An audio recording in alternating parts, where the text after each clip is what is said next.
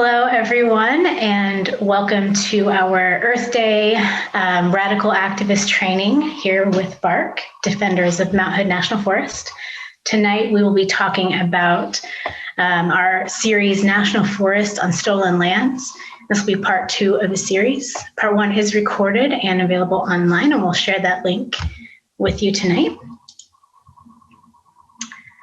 A little bit about BARC and myself to start. My name is Courtney Ray. I use she, her pronouns, and I am BARC's Associate Director.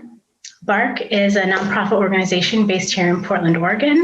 Our mission is to transform Mount Hood National Forest into a place where natural processes prevail, where wildlife thrives, and where local communities have a social, cultural, and economic investment in the restoration and preservation of this landscape.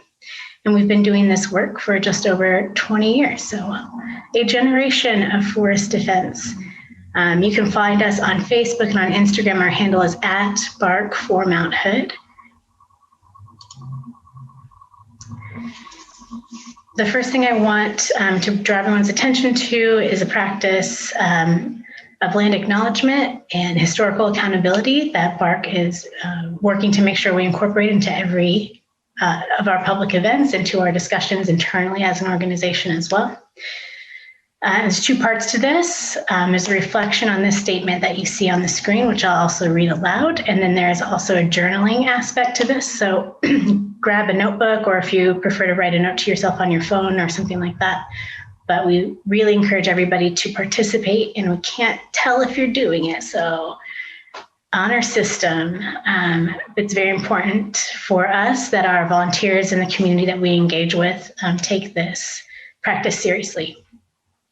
First of all, a statement on our context. As an organization founded by white people and in a lineage of settler-colonial environmentalism, BARC understands that our work has been inherently within and empowered by the white supremacy legacy of land theft and erasure of Native authority over the stolen lands, which are now referred to as public lands, and of Mount Hood National Forest in particular. And as an advocacy organization, BARC maintains relationships with agencies of the federal government, and the government is, the original source of that violence, land theft, colonization, and displacement of Indigenous people, including through the creation of so-called public lands. And these actions have not been corrected. All non-Native people have a privilege to access these lands as a direct result of this legacy of violence and injustice. And right now, our staff and board and volunteers are working to really transform our vision, our framework, and our approach to this work to make sure that we, by acknowledging our implicit participation in this ongoing injustice, that we can shift our organizational work and make sure that whenever we are on the forest, we are being cognizant of the privileges that we are claiming, and that the benefits that we've inherited come from a really dark and heavy history that needs to be kept present at all times. So we start with this practice to acknowledge and respect as individuals by dedicating our personal time and energy and action to support Malala, Multnomah, Kalapuya, Chinook, Clackamas, Wasco, Rishram, Paiute people, and many other Native people who live here amongst us today, or I should say we live amongst Native people today and who have always lived here, as well as many other Native nations who have been a part of this land and care for this land, of which most of us are occupiers. So with those things in mind, we're asking everyone to take a few minutes to reflect on that for yourself and to build a practice of not only reflection, but kind of record keeping your own participation in this justice work, either through setting up your own goals and intentions, setting yourself some questions you want to follow up on, some study you would like to do, some conversations you would like to have, some people you might want to confront. Whatever kind of comes up for you as a way that you can personally take on this work, take a few minutes now to write about that. I'm going to start a little timer and I'll be back with you in a few minutes.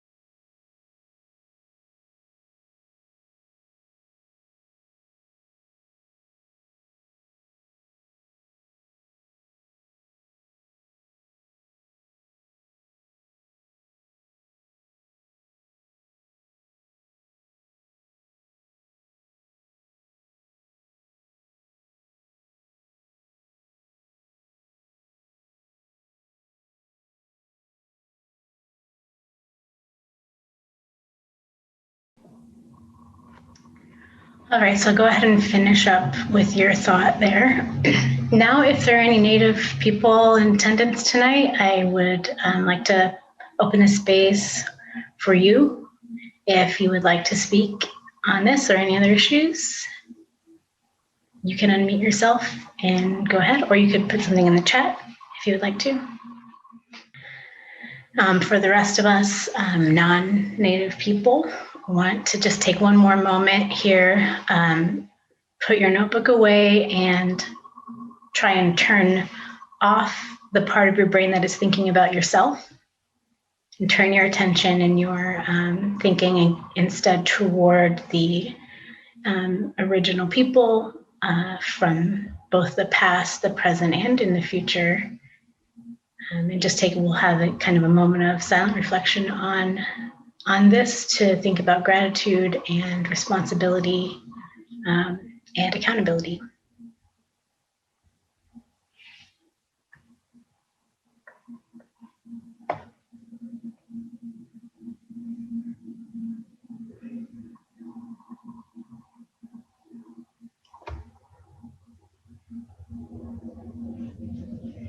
Today is Earth Day, as I'm sure you know, and around the world, Indigenous people are still struggling, as they have been, and working tirelessly to have sovereignty, have their self-determination.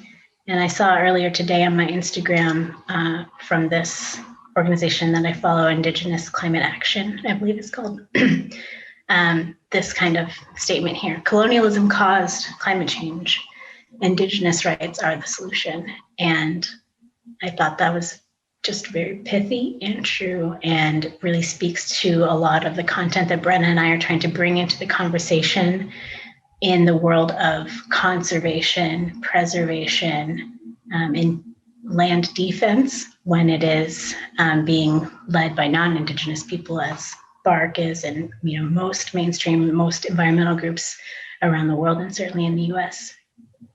So I encourage everybody to follow Indigenous-led organizations, give to those organizations, connect with them, learn from them, and we will be posting a bunch of links and things like that throughout the presentation tonight to help you get started on building up those resources for your own education.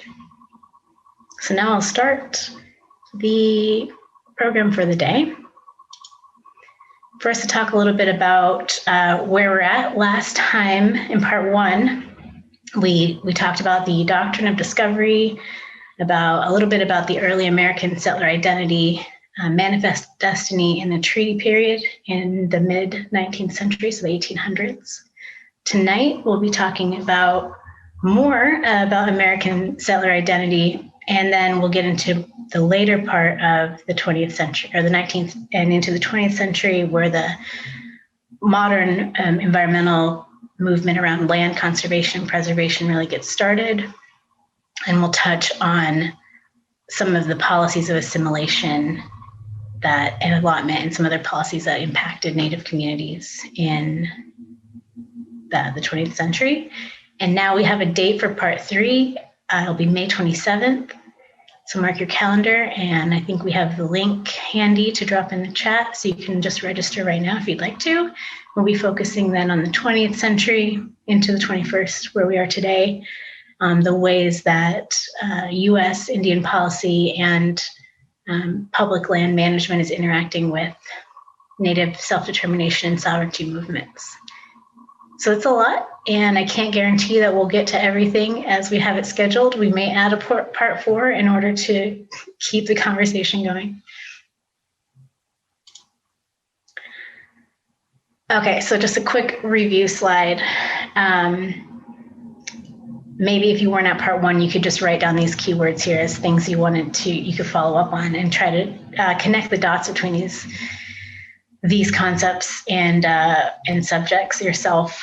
But suffice it to say, because of a Catholic Christian doctrine of discovery, European nations and then the United States as a new nation kind of imbued themselves with these supremacist powers that they believed gave them legal authority to colonize violently and and have dominion over both the land and the people around the world who were not Christian nations. And those legal concepts then got built in further into the American context. And as we'll see, still these concepts kind of are parts of what we're working with today in terms of environmental laws and public lands laws and things like that. Okay, let me get my notes up here. So I always Brenna's gonna maybe giggle, but my favorite word is context, and I will go back in time I'll go back as far as I need to go to set up the context. So for this, I want to talk just briefly about kind of the relationship between the Industrial Revolution and then the emerging American identity and the environmental movement that came, about 100 years later or so. Clearly, the environmental destruction that resulted from the Industrial Revolution and the discovery of America, from the discovery of America through the founding of the nation, caused a lot of alarm. And so in the cities, quality of life was rapidly diminishing due to industrial progress. And kind of in response to that, and following on the heels of the European Romantic movement, a whole new kind of body of literature and thought and art came forth in America in this context. And so Romanticism, for everybody who's not a real big history nerd, is a kind of a philosophical and artistic time period where there's a lot of literature in particular that has a few values that I hope you'll see will resonate throughout a lot of what becomes what it means to be an American and what it means to be an environmentalist in America. Some of these things are valuing your feelings and intuition, having a lot of faith in your inner individual experience and your inner intuition, really shunning the artificiality of civilization, and then seeking unspoiled nature. The Romantics really preferred youthful naivete to sophisticated adults or sophisticated, educated people. The idea of individualism and championing that individualism is a really big deal to the Romantics. Nature is a really central figure in the way that the Romantics viewed personal development and spirituality. And so with that in mind, in America, transcendentalism as one facet of Romanticism kind of came about, when you'll start to recognize more and more these ideas in transcendentalist writing, which I'll share in a second. One of the major components that makes transcendentalism a little bit unique within the Romantic philosophy is that it has a kind of a place-based concept there, where that person who's working to be spontaneous and independent and individual and shunning civilization is also seeking to have like a really close physical connection with the land that they are on. Transcendentalism is also very spiritual, and they write a lot about how through direct contact with nature, you can directly contact God, a Christian God in this context, which would be very different from the Christianity that had come from Europe with where the church or the priest or the pastor or whomever would be like the conduit for spirituality. So now the individual has a direct option through nature. And the transcendentalists also really centered on the ideas of civilization as something that corrupts the individual, and that people are really their best when they are like free and alone in connection with nature and God. So that stuff hopefully is starting to sound familiar. If you have ideas about where you've heard these thoughts before, authors that you've read that from this time period, or how these ideas have influenced you and you want to share them, I think that would be super interesting and useful to see. So transcendentalist settlers really identify with specific places because they feel spiritually called to them, and then they create moving literature and imagery, and eventually this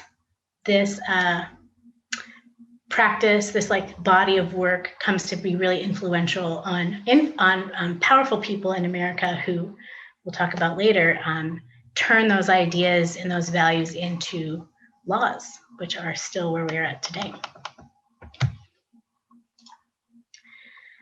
So here's some things you can write down to look up later. The Hudson Valley School is like a club kind of the time that included a lot of the writers and also painters.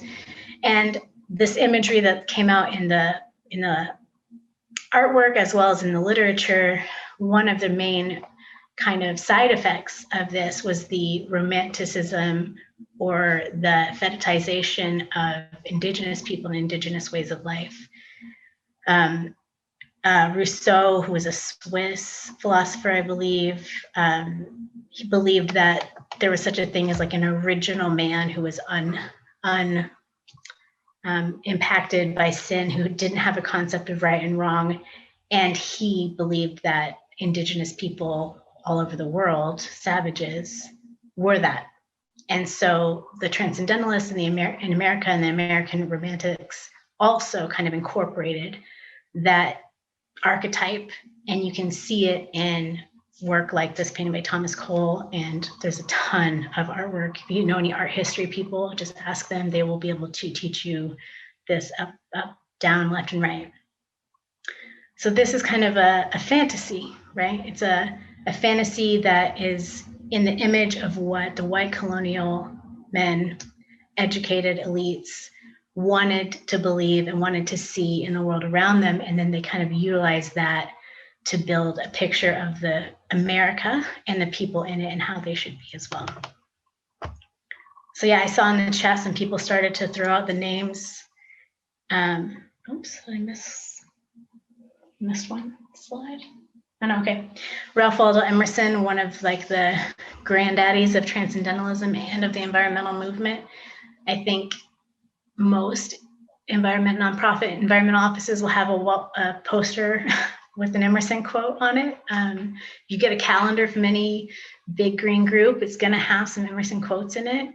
And again, he has that deep spirituality. So I just threw a quote here about one that Brenna brought reminded me of too, that I think has been really impactful on a lot of people as they come to recognize or come to build a sense of why they feel how they feel about the land.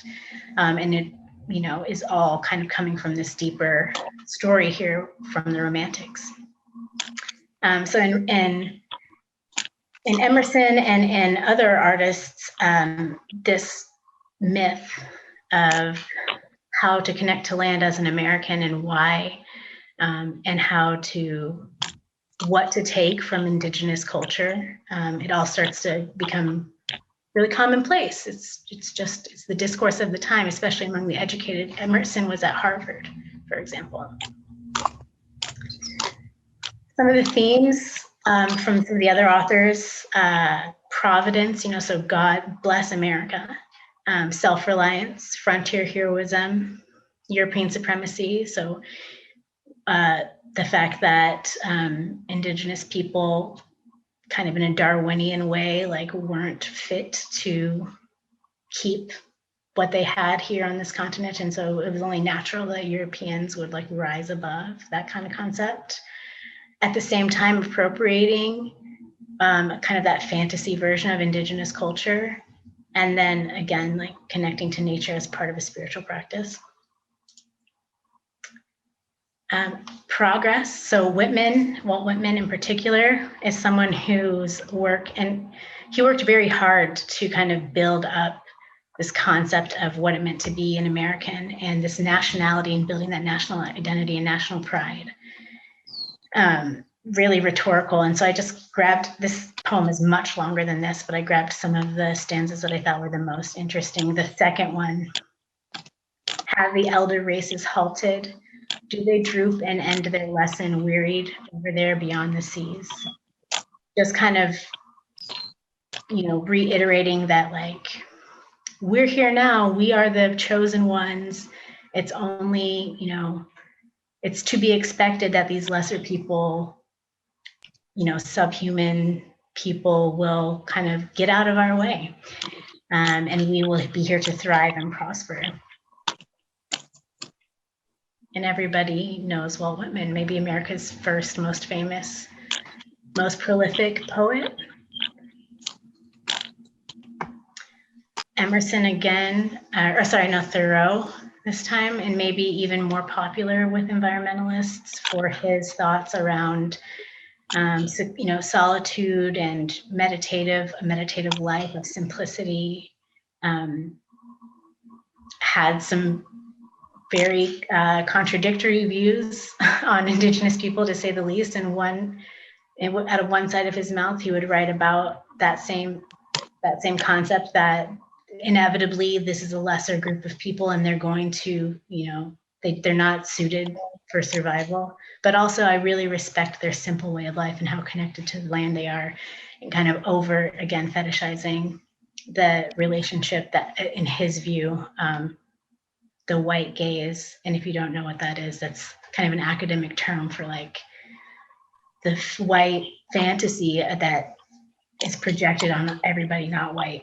What white people think of everyone else. That's not true. That's not real. That's a created thing in the minds. You can write that down in your notebook for later. And then The Last of the Mohicans is a novel written in the same time period, with that vanishing Indian kind of concept being its central theme. And then again in 1992. So this is not something that's like archaic. It is not like we've moved on from these ideas. These are really live, real, imaginary concepts that people continue to use to like frame the way America is, and how it should be, and how, you know, different people belong or don't belong in the time that we're in even today. And then wilderness, another kind of made up fantasy concept that is very, very powerful in the work to protect places from industrialization, you know, to push back against that industrial revolution. There's a metaphysical quality that is attributed to wilderness. Many writers, and I just included some here, some of the big dogs, discussions of a wilderness area and of its impact on people. And I particularly, again, with Whitman, so that the bottom left, have been loafing here, deep among the trees, shafts of tall pines, oak, hickory, with thick undergrowth of laurel and grapevines, the ground covered everywhere by debris, dead leaves, breakage, moss, everything solitary, ancient, grim, paths leading hither and yon. How made I know not, for nobody seems to come here, neither man nor cattle kind. So he's so moved by this place that is, in his mind, like untouched. But there's paths, and he can't bring himself to recognize that the paths have probably been there for thousands of years, and they're native people's paths. And so this is kind of the cultural, the artistic, the philosophical, the spiritual teaching of what it means to be America 50, 60, 70 years after the revolution, when nobody is European anymore, right? Nobody is really, they need to like craft a new identity. And these are the ideas and the individuals who led those discussions and who gave shape to America then. And I know from my own education that I was taught that this is what America means today as well. And reading these authors in college and in high school and whenever, you know, that was all part of kind of crafting the system's attempt to craft my identity in alignment with these kinds of things. And to some degree, it certainly worked because I identified with the concepts of protecting special places that I felt personally connected to.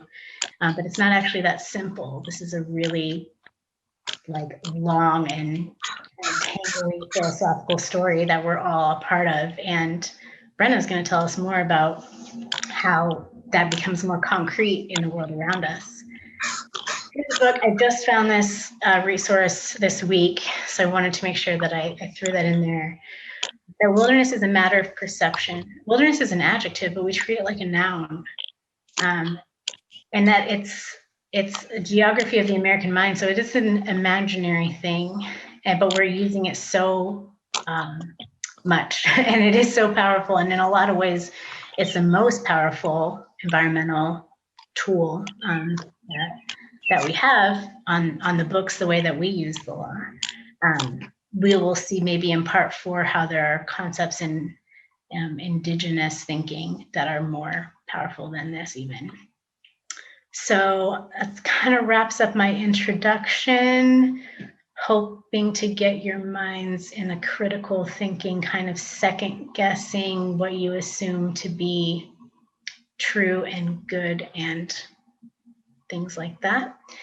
Brenna's going to take it from here to tell you about what I call transcendentalist settler-colonial utopia, Law and Policy 101. But I think she's got a different title for it. I can take a few questions now, actually, while you get your slides ready, Brenna. Okay. If there are any. Yes, you just got to stop sharing your own screen so I can share mine. Okay. Does anyone have questions or reflections or resources to share on the subject? You can drop them in the chat. Or if you want to like argue with me about something, I can do that too.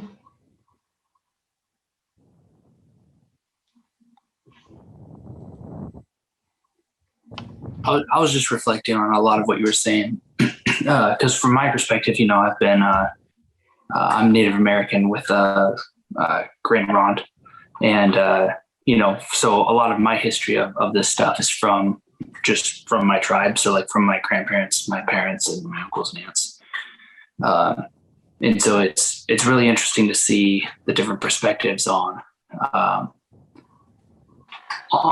wilderness and you know, and how, like, for example, like the white colonial view of how America has done what they've done, and then like hearing that version, and then hearing like the version that I hear from my family. And so I think that it's two very different views. And so interesting. We definitely don't recognize how many different narratives there are in what has gone down in this country in the last 400 years. It's a very powerful structure in place to kind of try and make everyone accept one story. And a lot of people don't have resources like that in their own families, especially people with settler families.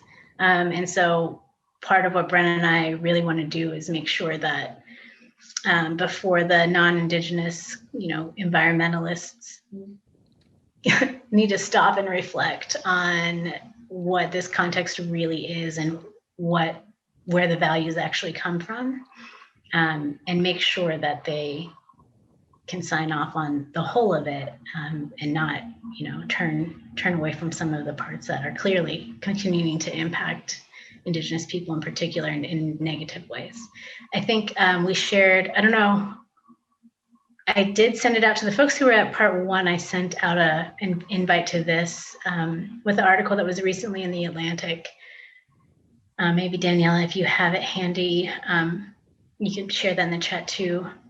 It was titled "Give the National Parks to Native People." And today, it was like a week ago or 2 weeks ago. And I think that conversation in a publication like that is a really interesting development, given we also have the Secretary of the Interior, Deb Haaland, now first Indigenous woman as a secretary. And, there's a lot of ways that this conversation is going to start changing policy. And so we want to make sure that the folks considering themselves grassroots environmentalists also kind of recognize it's something different than what the typical story of environmentalism has been, and those values have a lot of twists and turns, and we need to unwrap those before and not perpetuate things that are harmful just because we believe that they're going to be protective from a non-Indigenous set of assumptions. Are there any? Oh, I see a bunch of things in the chat. But I should probably go though, because I've got so much information, Courtney. Okay, we're ready. We can maybe get back to those. I'm about to deluge you all with stuff, and it's not even anywhere near as much as I wanted to put in. So get ready. Hopefully it won't take too long, but I want to start out by giving you a framework for the title, which is Coloniality in Federal Land Law. And let's see, not colonization or colonialism. And I think that this is important because the concept of coloniality is still mostly in academic realms, but I think it's a really important way for us to understand how all the systems of power are set up and maintaining the kind of the colonial event that occurred. So here are some definitions of coloniality. I'm not going to read through them all, but the first is the long-standing patterns of power that occurred after colonialism. These designs further define knowledge, production, culture, labor, relationships. So it's something that we are continuing to replicate in the landscape all the time. And because it's enshrined in law, we are also continuing to move forward in this period of coloniality. So that's kind of the framing of this. And then I want to do a very quick review for people who were at the last webinar, just about the different periods of treaty making and relationships between the federal government and tribes. And, in very short, as the United States government grew and expanded to take up more space, their recognition of tribes as nations, as sovereign nations, diminished almost one-to-one. And in the beginning, I'm never going to say it was good, but there was a much more of a nation-to-nation reckoning. And in part because the United States government was not strong. It was not big, and they did not have the power behind them to terminate native tribes, even in existence, like they did later. And so at each step of the treaty making period, the federal government gained more power and the tribes as a whole lost more power. And so last time we really focused on that section between 1832 and 1871, which was, at least in the West, the period of the most treaty making. And now we're going to focus on mostly in the time period after 1871, because the Indian Appropriations Act in 1871 ended the process of treaty making and began the government's move towards more assimilationist policies and treating tribes not as sovereign nations, but as individuals that they could treat with. So the main approach of the federal government after 1870s and beyond is assimilation. And that was done through many ways, but two of the dominant ones were removal of children. They were sent, the kind of flagship school was the Carlisle Indian School. And if you want to feel real sad, you can look at, there's a lot of pictures like this that are before and after of people who were sent to school where the motto was kill the Indian to save the man. And it was brutal. And it really hurt both the children who were there and the tribes and the people who they were taken from. And I could talk at length about that, but we're mostly focusing on land policy. But that was one of the major assimilation tactics: remove the children and de-tribalize them. The second major tactic was break up communally held land. Now, most of the treaties were set up so they had an assimilationist character. If you remember last time we talked about the Warm Springs Treaty and how the desire to assimilate was like written into the treaty, but they still had land held in common by the tribe as a nation. And that wasn't good enough for kind of two sets of interests. One set of interest were the ones who really wanted to break up communal land to further the goals of assimilation. And the other set of interests were speculators and homesteaders who wanted more of the land that was already within reservation boundaries for themselves. So there were also kind of a third set, which were social reformers, people in the progressive movement who felt that Native Americans on reservations were getting very ill-treated. And in some cases, this is very true. The terms of the treaties had prohibited them from leaving the reservation, sometimes from hunting in usual and accustomed places. And there was a lot of poverty and illness on the reservations. And the social reformers got on the assimilation bandwagon. And they thought the only way to save the Indians is to help them become an active part of white culture. As wrong-headed as it was, they were moving from this place where they thought they were promoting social progressivism. So you have those three interests all aligning to do one of the most damaging acts that has been done to tribes by the federal government, which is called the General Allotment Act of 1887, or the Dawes Act. And I think a lot of us have heard about allotments. The concept was that all the land within a reservation would be separated and given in individual parcels. And here's kind of the list of things. So the head of a household got 160 acres. If you were over 18, you got 80 acres.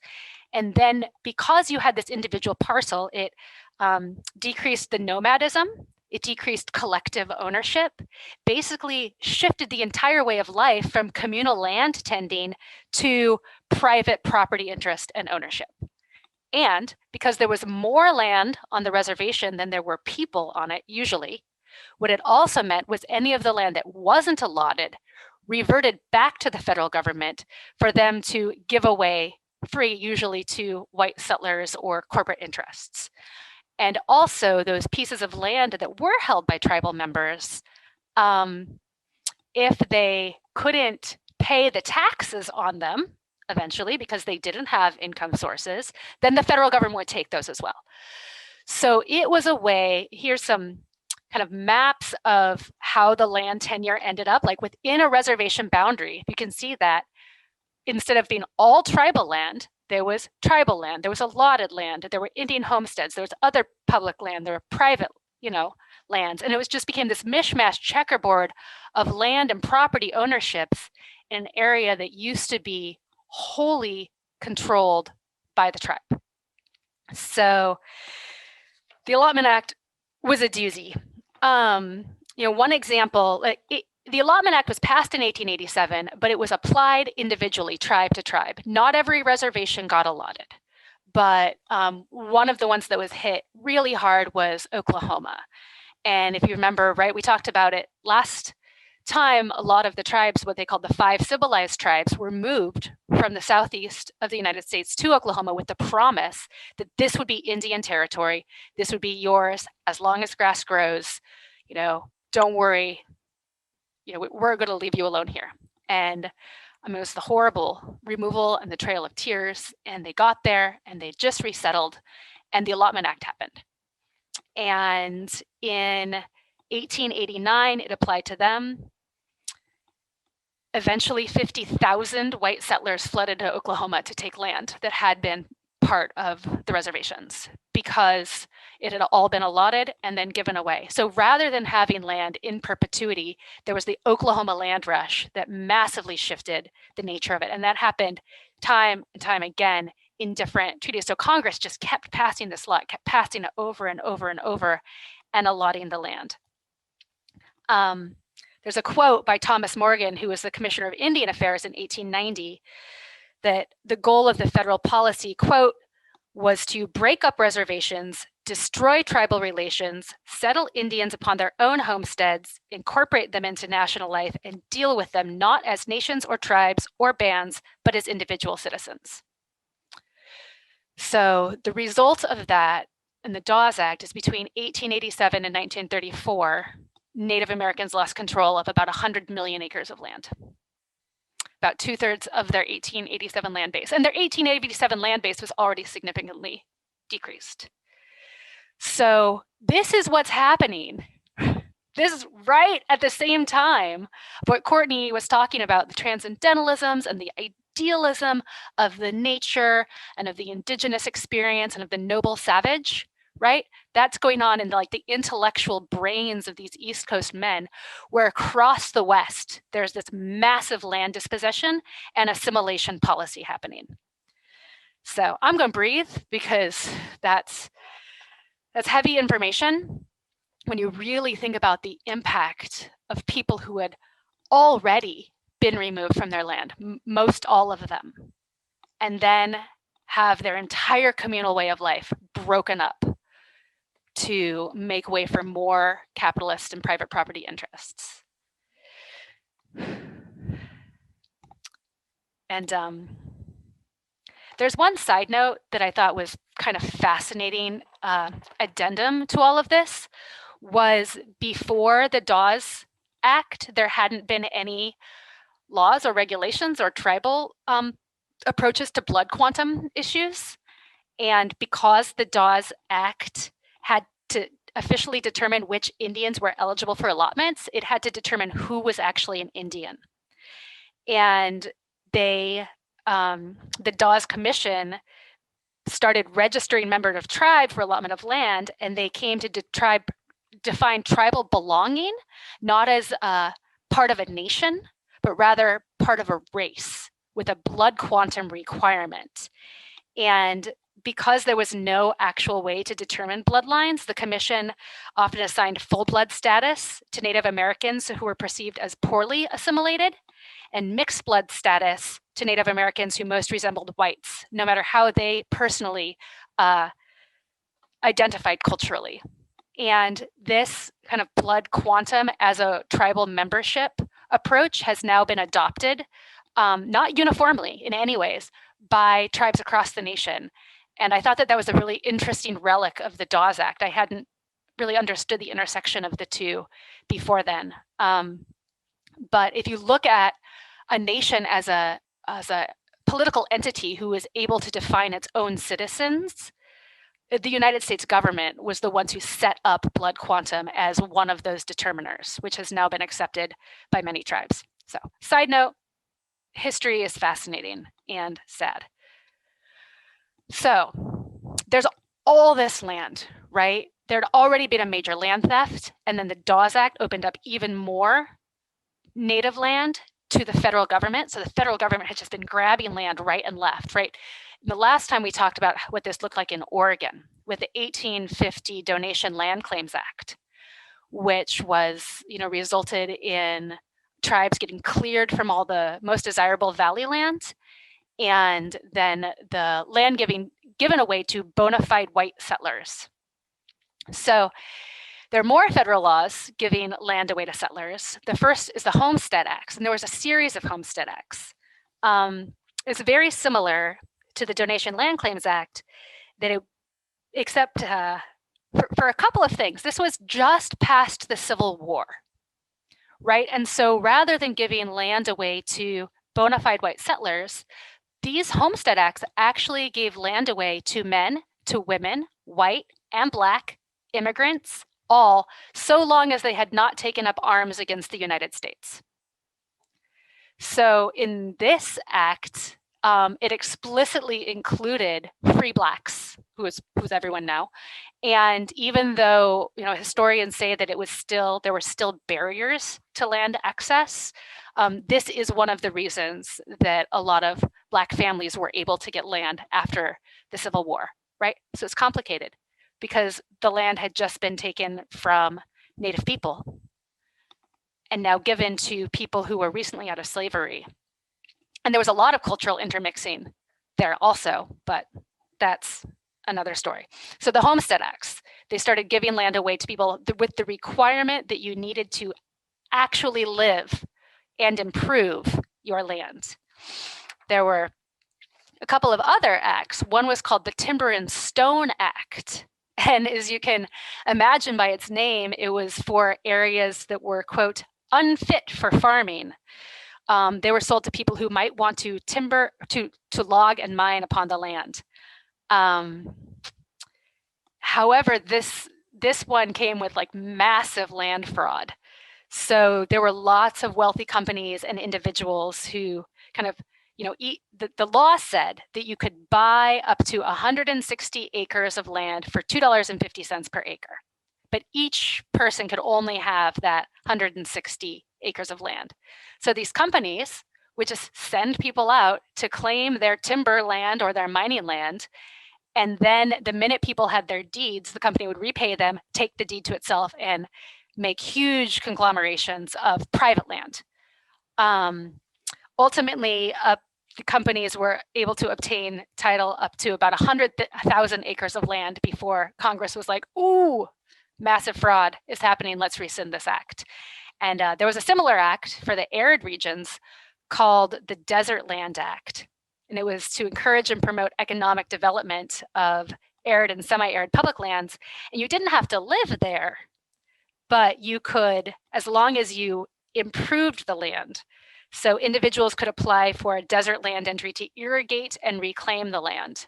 And this was also subject to massive fraud from companies who would grab people, say, well, you get this claim for us, and then turn around and take the land. And that was one of the ways that they got land to like large irrigation and reclamation projects in the arid Southwest.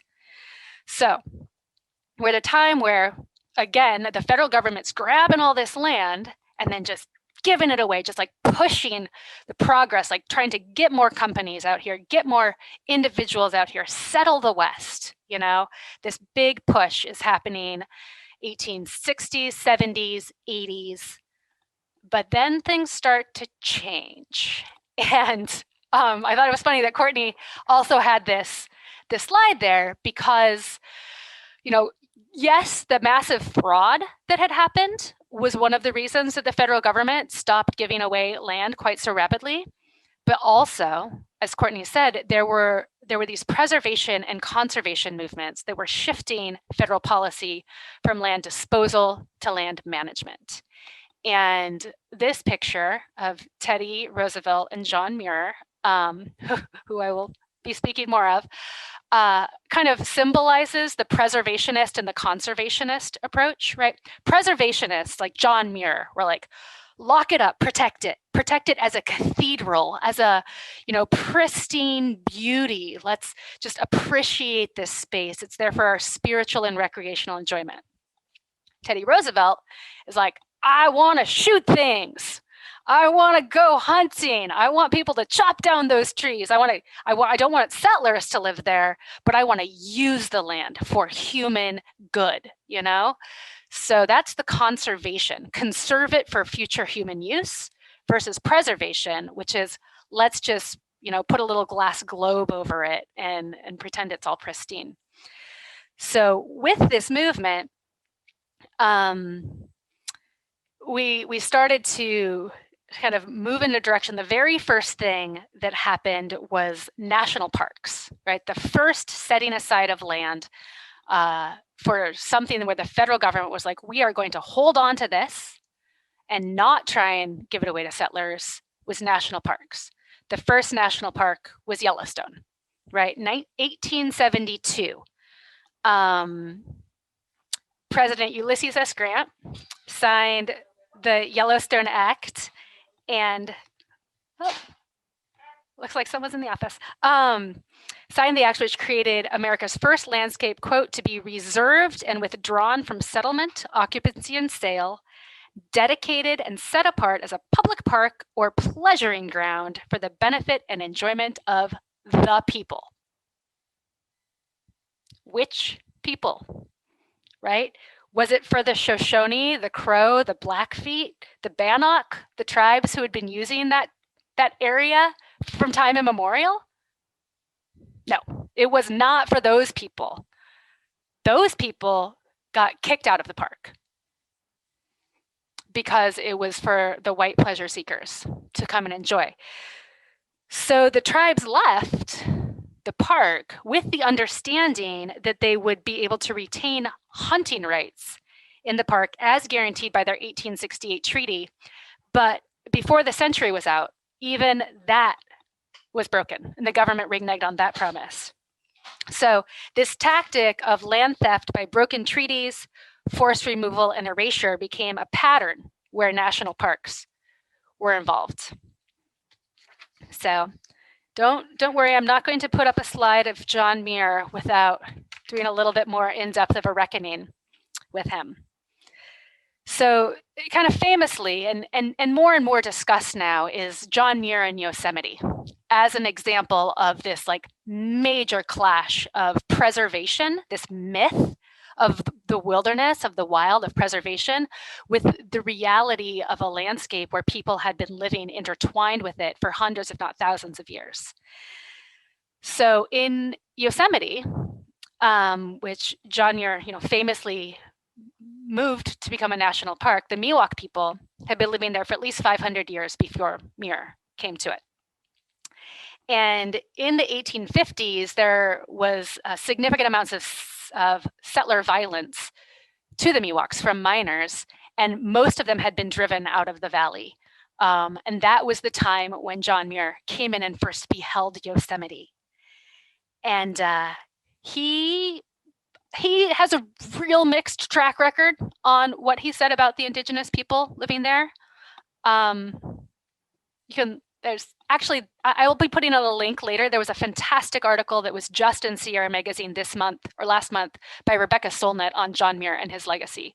So if you want to dig deeper, I'll be putting the link up.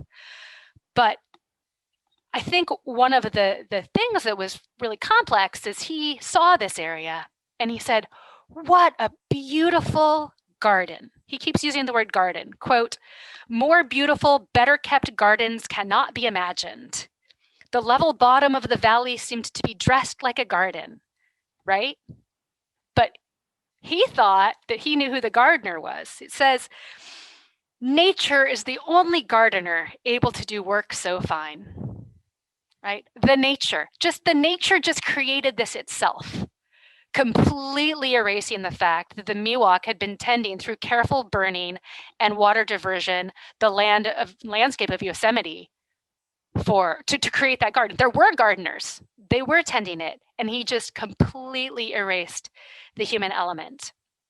That kind of people-free preservation ideal became national park policy. And together between the National Park Service and the Bureau of Indian Affairs, their work was to separate Native Americans from their homelands. And with the simultaneous establishment of national parks and reservations. There was an observation by Black Elk from the Oglala Sioux who said, quote, "The agency has made little islands for us and other little islands for the animals."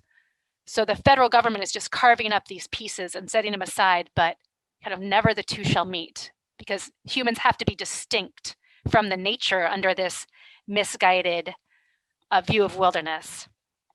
In her article in the Sierra magazine, Rebecca Solnit describes the consequences of this founding error, that humans cannot interact with the environment in a way that helps maintain its wilderness character. She says, had he, John Muir, been able to recognize and convey that the places he admired so enthusiastically looked like gardens because they were gardens, the plants in them encouraged, the forests managed by the area's native people, the history of the environmental movement might have been different. And this exclude or exploit binary that we find ourselves in the movement still today, didn't need to be there. If there would have been a path forward that recognized that humans could interact with the environment in a way that mutually benefited everyone involved. So that's the preservation angle. So I want to move now to kind of that conservation side and the early birthing of national forests. So they started, national forests as we know them now got their first start in 1891, in the Forest Reserve Act.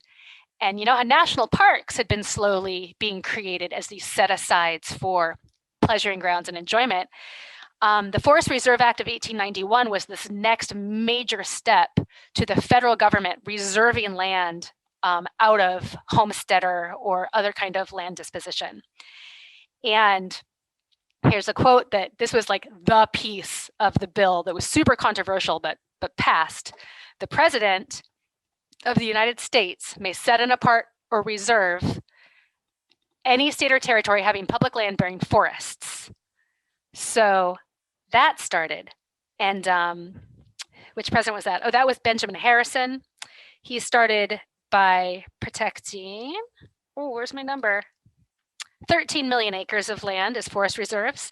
Then Grover Cleveland added another 25 million acres, and William McKinley added another 7 million acres. So we're getting this growth. And I put this little cartoon on. I think old political cartoons are really funny.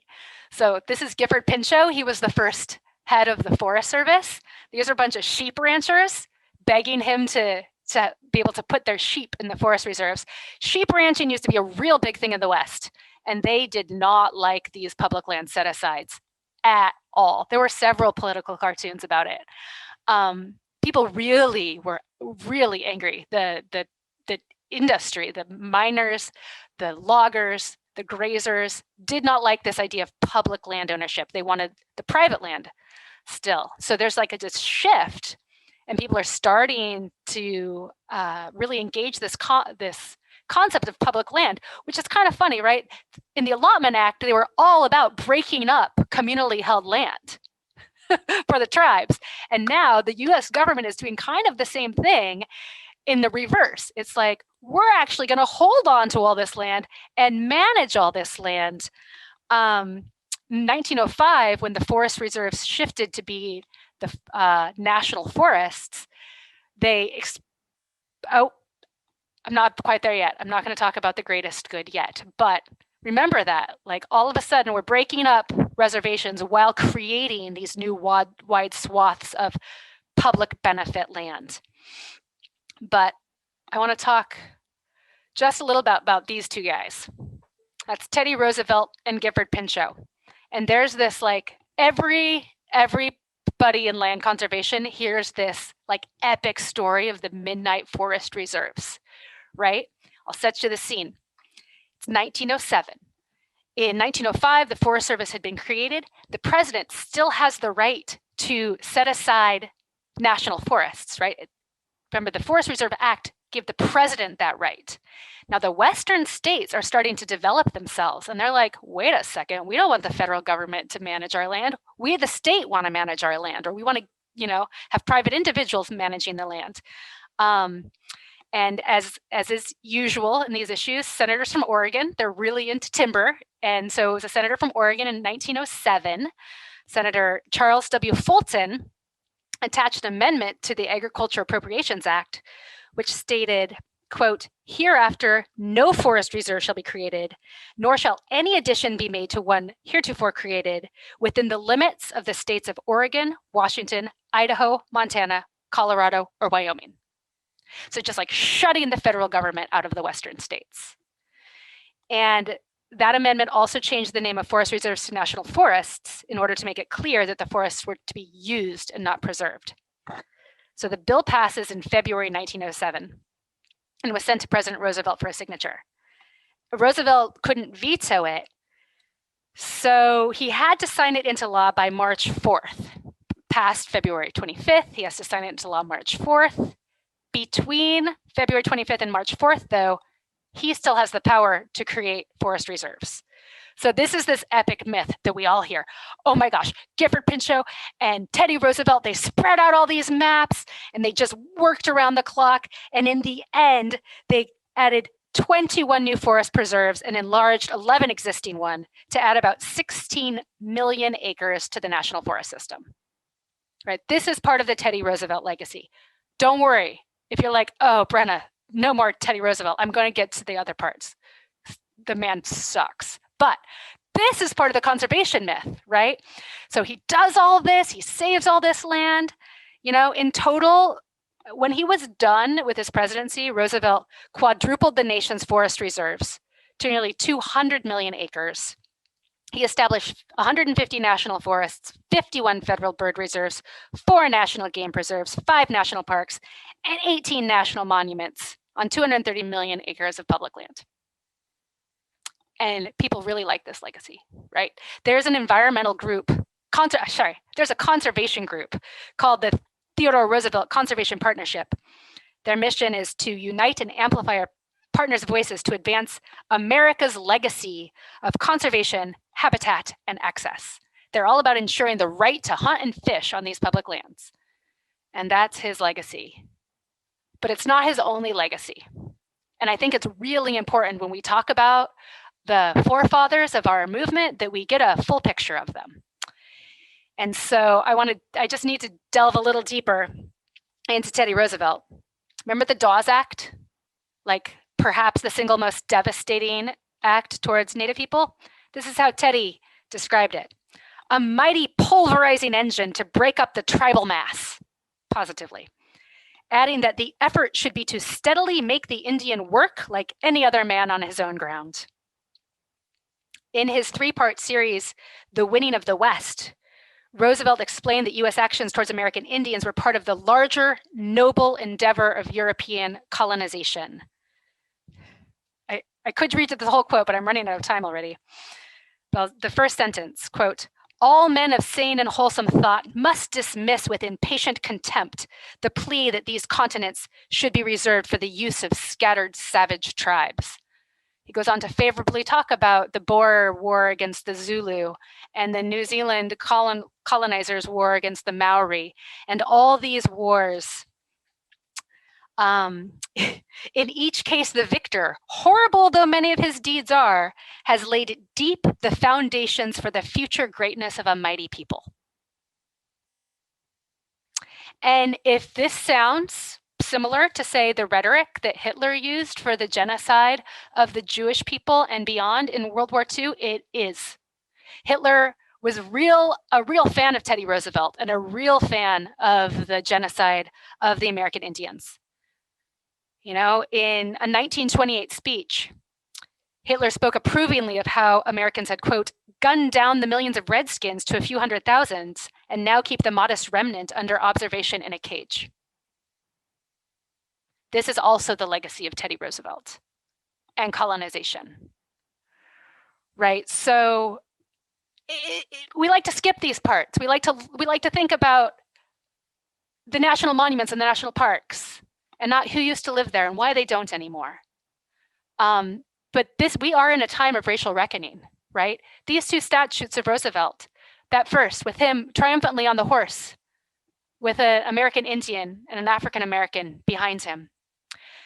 that stood in front of the Museum of Natural History in New York City until last June, when it was removed by the city, right?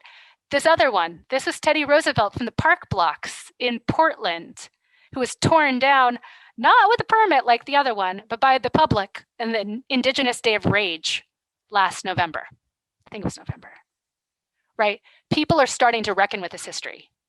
And given that it's in the DNA of our work as public lands groups, it's really important that we also do the reckoning. So now just a few things about the Forest Service. I'm running a little long. So we have preservation and conservation. And the conservation, like conserve this land for the future use, that kind of won out in terms of the national forests. And in 1905, the use book set out the plan for the national forests, which were managing to preserve a perpetual supply of timber, preventing destruction of forest cover, which regulates flow of streams, and protecting local residents from unfair competition to use forest and range. So at its beginning, it was a multiple use agency, but the multiple uses were mostly focused on water for irrigation and trees for lumber. One quote that I think is really interesting if we really lived into this, if the Forest Service was continually reevaluating it, the use book says, where conflicting interests must be reconciled, the question will always be decided from the standpoint of the greatest good of the greatest number in the long run. And I think now the use of national forests has really shifted, and the greatest value for the greatest good has shifted. And it would be nice to check back in that, and we will come back to that probably in another webinar. So one final thing I want to just note on this, because of its extreme connection to colonization, is the exclusion of indigenous fire use, right? The Forest Service, from its inception, has been full fire suppression, and indigenous light burning, which absolutely shaped the West, was halted, beginning in the 1850s, but then federally, nationally by law in 1911 by the Dawes Act, because protecting the forests for their timber was the most important thing. And we all know that that has had horrible effects over the past century in terms of forests. But so that's some of the birth of the Forest Service coming out of this conserve the resources so the public can use them perspective. So really quick, want to show a little bit about what that's looked like in terms of timber harvest over time. Starting with 1905, you can see that it really starts jumping after 1945, kind of peaking in the 1960s. And people are starting to get freaked out about the amount of timber coming off of forests, because even though they started as with a multiple use standard, private interests really dominated. The timber industry, the mining industry really dominated forest planning and practices. So in 1960, those multiple uses were enshrined in the Multiple Use Sustained Yield Act, which was like the first time a law really looked at all of those uses. Like this is like conservation enshrined. It says, the Secretary of Agriculture should develop and administer the renewable resources of timber, range, water, recreation, and wildlife for multiple uses and sustained yield of the product and services. So this is like, to me, the ultimate triumph of conservation when we're looking at the land. It should be there to give us all of these goods and services, right? But preservation was not quite done fighting that myth, because shortly after that, in 1964, now I'm kind of looping back at the very end to where Courtney began with the idea of wilderness. Because this is, this law, which Wikipedia, which I love Wikipedia, it says the Wilderness Act is well known for its, quote, succinct and poetic definition of wilderness, right? A wilderness is recognized as an area where man in his own, man is a wilderness, in contrast with those areas where man and his own works dominate the landscape, is hereby recognized as an area where the earth and its community of life are untrammeled by man, where man himself is a visitor and does not remain. right? So now you have enshrined in law that idea that came from the transcendentalists, that come from the John Muirs of the world, that humans and wilderness are incompatible, completely incompatible by definition. So now we've got that to work with as a law. Here is Lyndon B. Johnson and a whole bunch of white men in suits celebrating the Wilderness Act being passed in 1964. The initial statutory wilderness area was designated 9.1 million acres of national forest as wilderness, and then every subsequent wilderness has to be created by an act of Congress.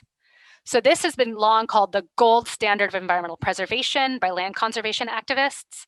And even though in the past several years, more and more of this reflective discussion about the coloniality that's inherent in this definition, like people are talking about that, but the conservation movement hasn't caught up yet. I just screenshotted this from Oregon Wild, who I love. I love you, Oregon Wild, but this is what your website says yesterday. This is what your website said. You know, wild, pristine wilderness areas. Oregon's pristine forest wilderness areas provide the purest habitat for salmon and are home to many rare and endangered animal and plant species. And if you look at the words in there and like the racialization of them, of purity, which has long been used in terms of white supremacy and these ideas of European purity, the ideas of like the pristine wilderness that was untrammeled by man. Emerson could have said this, right? Muir could have said this. And the conservation movement has not caught up with the fact that this was a colonial myth from the get-go, and we need to undo it. But like, what does that mean, right? In this exploit exclude binary, if we stop having wilderness, does that mean they will immediately be exploited by private companies? I mean, that's what we're afraid of, right? So we want to lock it up. We want to protect it because capitalism's out to get everything that it can from the land. And so this is a true and honest tension right now with people like Barb, with me, with people who have been working in land conservation for the longest time. I'm like, yes, the idea of wilderness is really messed up. And if we don't protect it, what will happen to the land? You know, like the industry and the drive to gobble it up is also very high. And so I have taken great hopefulness piece in looking into a couple of paths forward that people who are really thinking about this have done. And California is just ahead of us right here. There's an amazing book called Tending the Wild by M. Cat Anderson that just goes deep into this and talking about indigenous tending of the land. And there's I think it's Public Broadcasting in California who has this entire series on tending the wild. And they had an essay specifically about this conundrum called The Idea of Wilderness Erases Native People. Here's how to fix it. And I encourage you to read it all. I'm going to put it in the chat, but gosh, I'm getting late on time. So I'm just going to tell you very quick.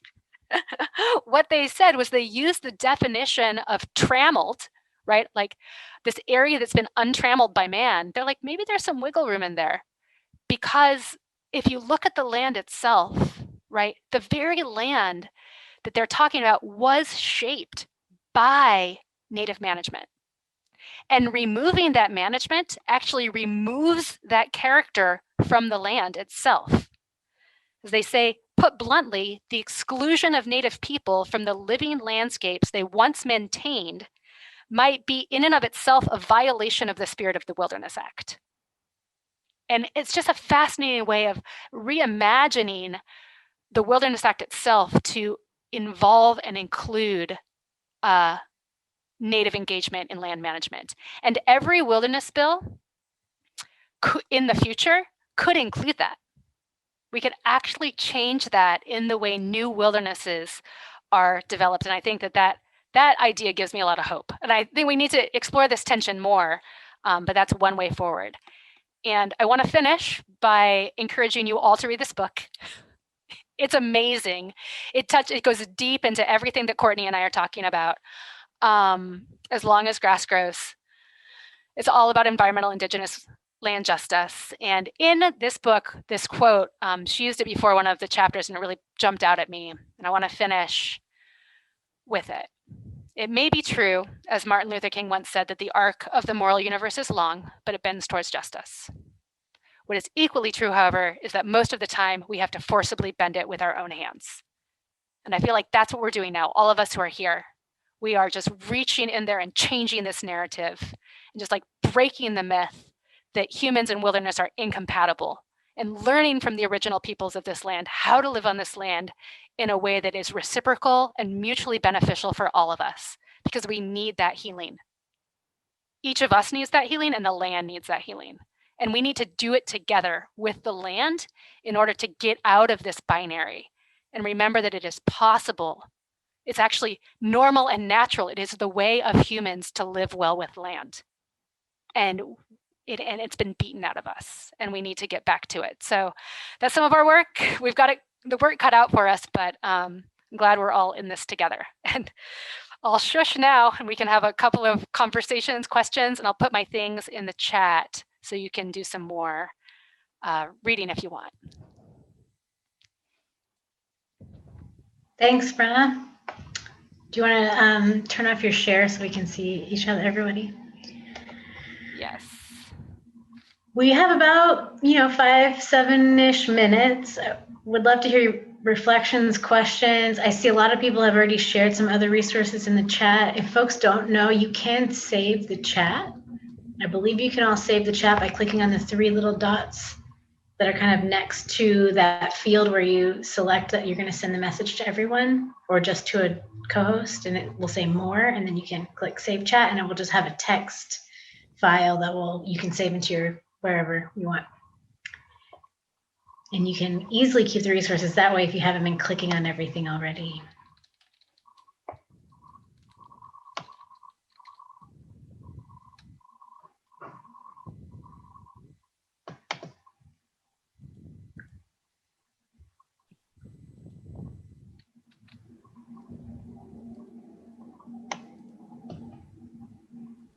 I had a question for you. So when you were talking about at the end, you were saying that you were talking about something. You said that we could put this is something that we could put to laws that have to do with national forests and stuff. Can you repeat that part again? I just wanted to see a little more about that, because I do a lot of advocacy work for, indigenous for our native tribes here locally, and then also in regards to education stuff.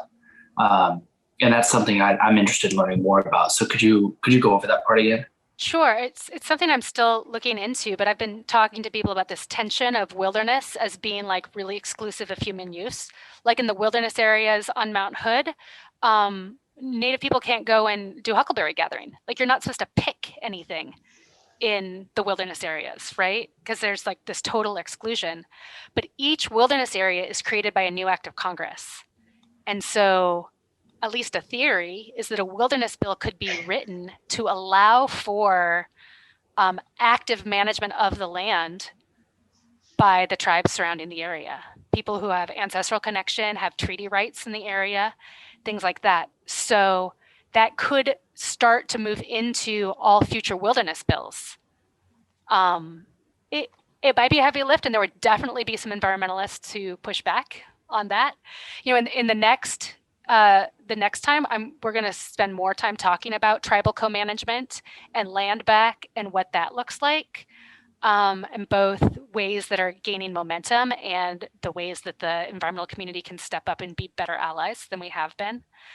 But the idea of moving forward with wilderness that actually integrates traditional ecological knowledge and land tending, I think is at least a discussion we need to start having.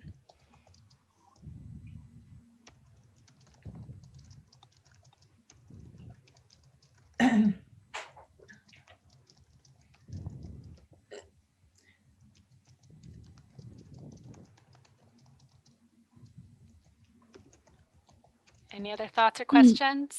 I actually have a question. I've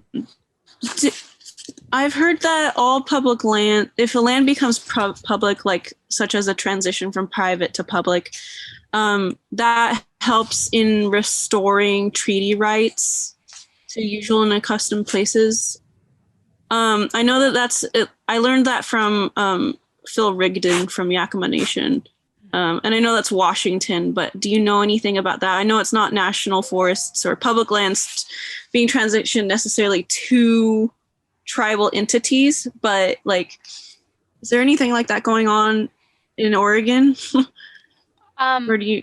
Yeah, I don't know particularly if the land transitions from private to public, how that would affect treaty rights. I know that most tribes in this area already have treaty rights that allow them to, or where they reserved their right, I shouldn't say allow, because it was already their right that they had to access usual and custom places. I mean, one of the problems is a lot of those usual and custom places have been destroyed, right? Like, especially if we're talking about the Columbia River or even the Willamette and access to salmon and salmon fisheries.